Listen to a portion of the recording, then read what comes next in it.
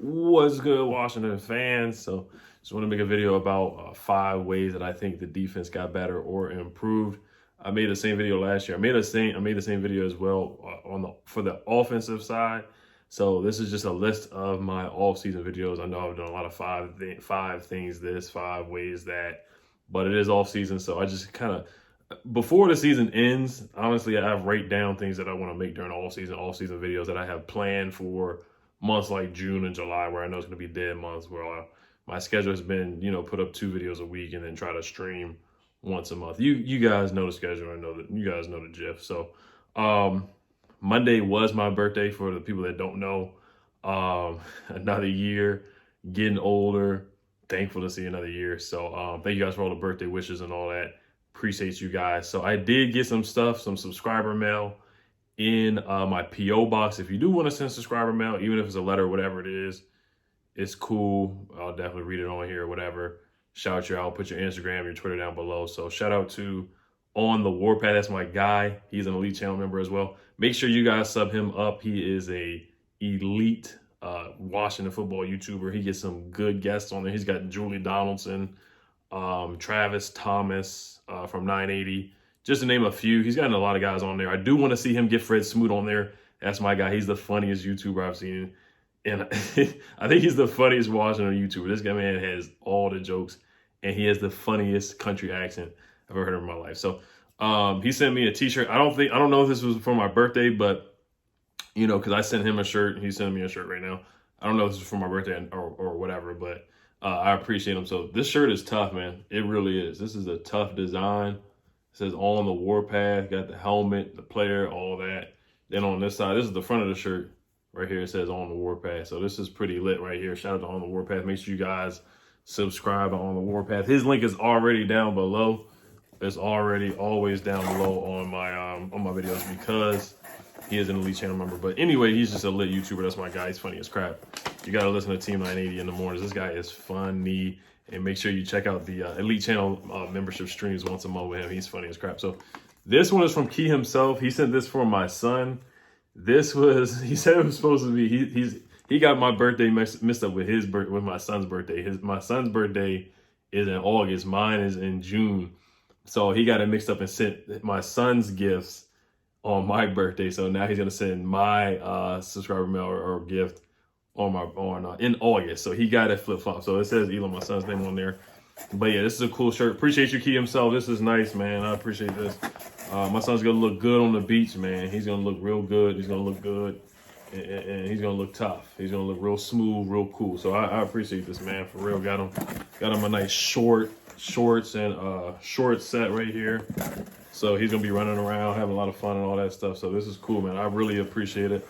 Shout out to Key himself, man. He's been subscribed for a long time. That guy is funny. He is super funny. So yeah, let's get down to business, man. The way I think that we improved, I think by adding a few players. So I did the same thing last year. I think adding William Jackson really is going to make this defense better. And I think, honestly, the Washington football team, we've become a free agent destination. Kendall Fuller last year, and I think it's because of this nasty front four, this defensive line that we have. I think we're a free agent destination for cornerbacks, not just because of the front four, but because of Jack Del Rio. Corners see how successful that Jack Del Rio has had, the success that Jack Del Rio has had with corners. You look at Aqib Talib in the past with the Denver Broncos. Now you look at Ronald Darby last year. So just to name a few guys, Jack Del Rio has gotten the best out of his cornerbacks as a defensive coordinator. Kendall Fuller had one of his best years last year. Ronald Darby probably had his best year in the NFL. William Jackson, people are not sleeping on his team. People see that. William Jackson is like, hey, I get to play behind this nasty defensive line, and I'm not going to be guarding guys for 5 to 10 seconds like I had to do in Cincinnati. I looked at the numbers, and last year we had 47 sacks, and the Bengals had 17 sacks. That's a huge difference. That pass rush. We also had 64 quarterback hurries, and the Cincinnati Bengals only had 37 quarterback hurries. So last year, William Jackson had to be out there on the island, and quarterbacks had a lot of time to throw the football, where in Washington, it's going to be completely different. We're going to get back to quarterbacks very, very quickly, And William Jackson brings physicality to this team. He's a top 5 press man coverage corner. He's a tough outside boundary corner.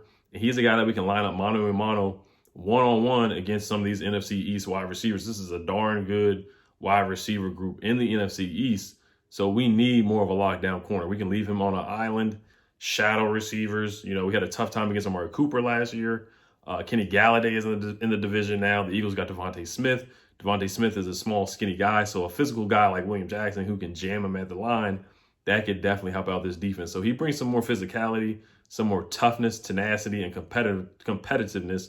Also played very, very well against Terry McLaurin last year. Terry McLaurin did have one good catch against him, but he definitely did a good job against Terry McLaurin last year. And he clearly is a cornerback 1. And he didn't get a big bag. He got a 3-year, $40 million contract, which is good, but it's definitely not anywhere near like a Jalen Ramsey type contract. So adding William Jackson definitely is going to improve this defense. And Jack Del Rio, he's looking for guys that are more physical at the corner position that can play man on man. And he's a taller, more physical corner, longer and rangy. We had some guys, smaller guys in there last year. Jimmy Moreland, he's not the tallest guy, but he's very physical. He's very good as well.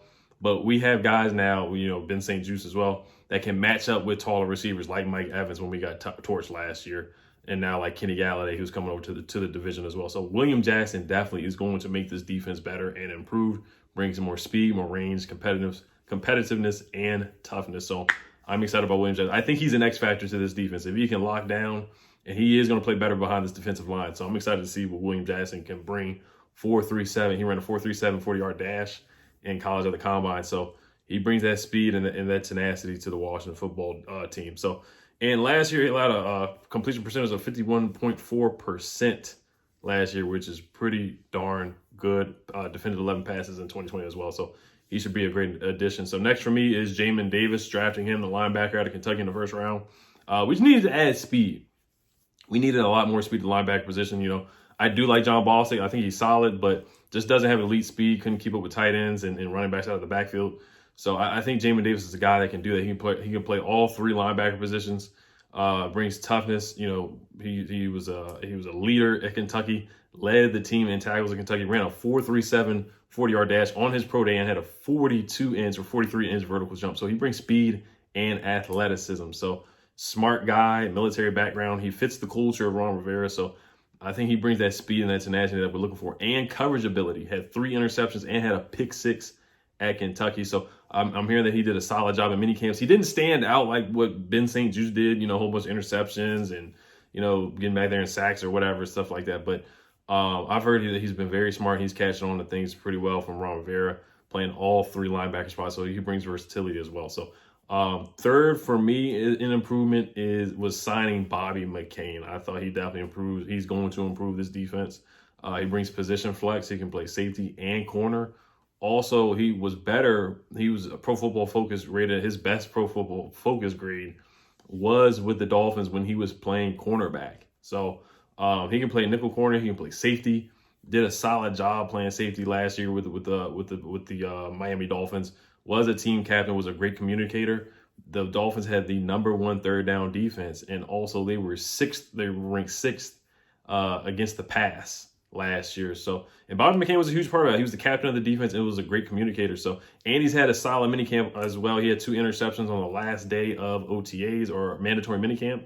So he's been looking good already. He brings position flex, like I said, can play nickel corner and safety. So he adds depth to the roster.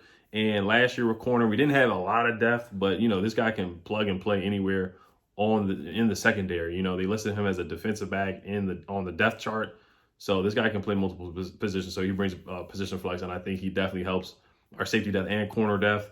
And he's not gonna let many guys behind him. He has good range as well. So that's something we struggled with last year at the free safety position. I think we got better gradually as we moved guys around, brought in DeShazier, Everett, Jeremy Reeves, and Bobby McCain definitely will be able to help out that back end as well. So fourth for me is drafting Ben St-Juste, who was ESPN named him as the surprise standout in minicamp. I mean, the guy had multiple interceptions, was guarding Terry McLaurin.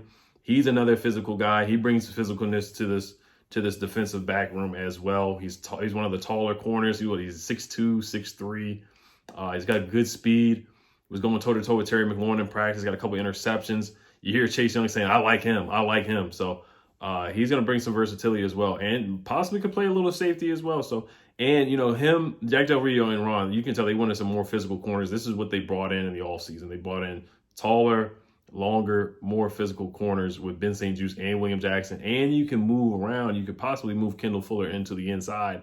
So Ben St-Juste definitely helps with the depth and with the position flex that we have with Kendall Fuller and also Bobby McCain. You can just move guys into that slot position. You can move Kendall Fuller to the slot, where he was really, really good the first time with the Washington football team, who were the Redskins at the time. So we move Kendall Fuller. We have a nasty trio of corners with Will Jackson, Ben St-Juste, and Kendall Fuller in the inside. And then Jimmy Moreland can rotate as well. So Darryl Roberts as well, the guy that we signed.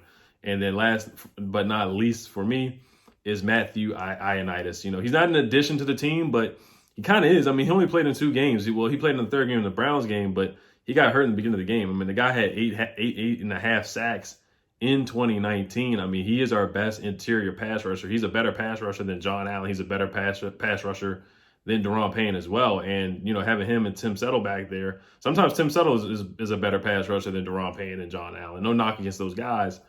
But adding Matt Ioannidis, getting him back from injury, is going to make this defensive line even scarier, even nastier. So I'm excited for Matt Ioannidis to come back, man. He's going to be really, really good for this defensive line.